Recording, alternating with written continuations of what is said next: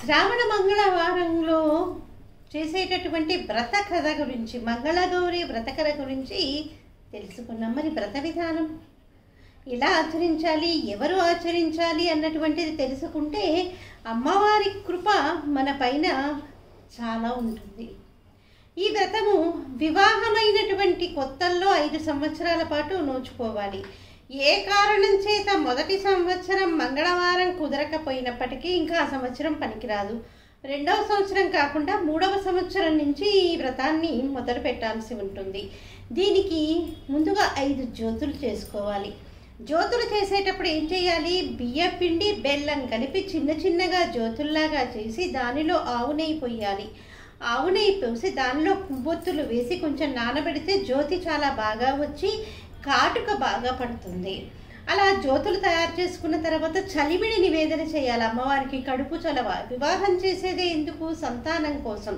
పుట్టినటువంటి సంతానం ఆనందంగా, ఆరోగ్యంగా, ఐశ్వర్యవంతంగా ఉండడం కోసం కడుపు చలవ అని చలివిడి నివేదన చేస్తాం. తర్వాత మిగతా పిండి పదార్థాలు, పిండి వంటలు అవన్నీ కూడా యథాతథం మన శక్తి కొలది, మన ఓపిక కొద్దీ చేసుకోవచ్చు. అమ్మవారి వ్రత కథ చదివేటప్పుడు ఒక ఇత్తడి గరిటెకి తోరం కట్టి మనం పూజ మొదలు పెట్టేటప్పుడే 5 తోరాలు పోస్తాము. ఒకటి మనం కట్టుకుంటాము, ఒకటి అమ్మవారికి కడతాము. మొదటి వారం అయితే ఒకటి గరిటెకి కూడా కడతాము. ఇంకా 2 తోరాలు వచ్చినటువంటి ముత్తైదువుల్లో ఎవరు ముందుగా వస్తే వాళ్ళకి 2 తోరాలు కట్టేస్తాము. ఇలా తోరాలు కట్టుకొని వ్రత కథ అంతా కూడా చదువుకోవాలి. వ్రత కథ చదివేటప్పుడు సాన మీద గంధం అరగతీసినటువంటి గంధాన్ని చక్కగా ఈ ఇత్తడి గరిటెకి పట్టించాలి. గరిటెకి పట్టించి కథ చదువుతూ ఆ గరిటె నిండా కాటుక పట్టేటట్టుగా చూసుకోవాలి. ఈ కాటుక చాలా శ్రేయస్కరమని పెద్దలైనటువంటి వారు అనుకుంటారు. చాలామంది శ్రావణ మాసంలో మంగళగౌరి కాటుక తీసుకోవాలని ఆరాటపడుతూ ఉంటారు కూడా. ఈ కాటుక కథంతా అయిపోయిన తర్వాత దానికి కొంచెం ఆవు నెయ్యి రాసినట్లయితే కాటుక తీసుకోవటానికి బాగా వస్తుంది. కథ అయిన తర్వాత శనగలతో కూడినటువంటి వాయనాన్ని అమ్మవారికి ముందుగా ఇవ్వాలి.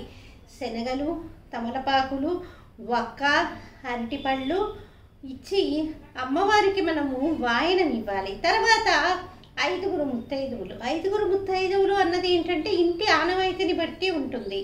కొంతమందికి ముత్తైదువులు పెరగరు, 5 సంవత్సరాలు కూడా 5గురే ఉంటారు.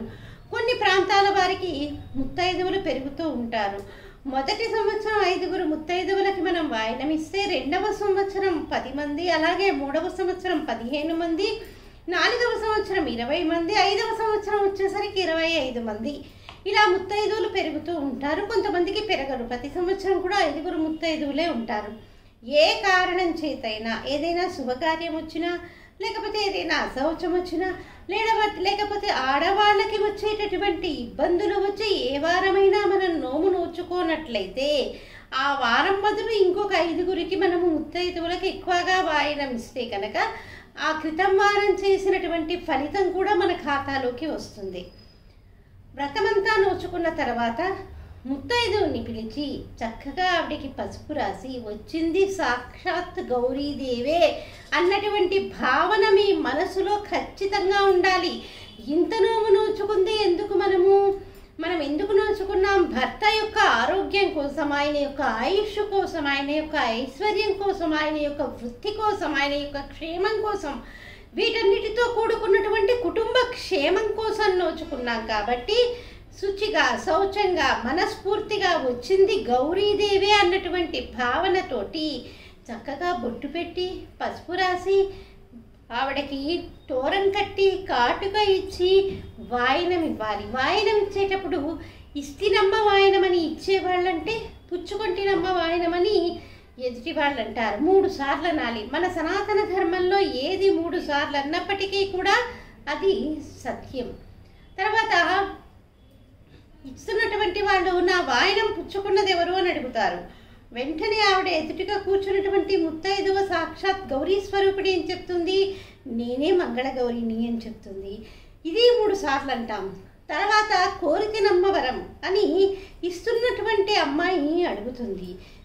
పుచ్చుకుంటున్నటువంటి ఆవిడ కూడా ఇస్తినమ్మ వరమని మనస్ఫూర్తిగా అంటూ వాళ్ళని ఆశీర్వదిస్తుంది.